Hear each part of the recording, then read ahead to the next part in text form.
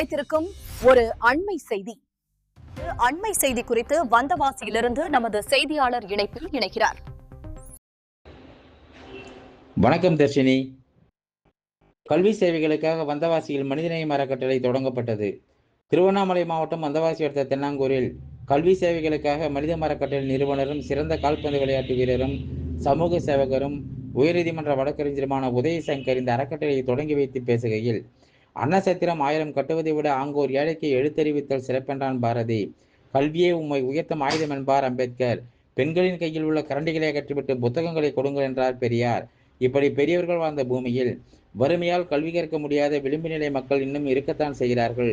அவர்களின் முன்னேற்றத்திற்காகவும் விளிம்பு நிலையில் உள்ள ஏழை எளிய பள்ளி மாணவர்களின் உயர்கல்விக்காக உதவும் எண்ணத்தோடு இந்த அறக்கட்டளை துவங்கப்பட்டுள்ளது என்றார் அவர். இந்த தொடக்க விழாவில் முன்னாள் தொழிலாளர் துறை அலுவலர் பத்மநாபன், வந்தை முன்னேற்ற சங்க நிறுவனர் வந்தை பிரேம், ஆக்ஸ்போர்ட் ஆங்கில பயிற்சி மைய நிறுவனர் ஆசிரியர் சதானந்தம், பேராசிரியர் மன்னுயிர் ரஜினி, அப்துல் கலாம் பவுண்டேஷன் கேசவராஜ் உள்ளிட்ட ஏராளமானோர் கலந்து கொண்டனர்.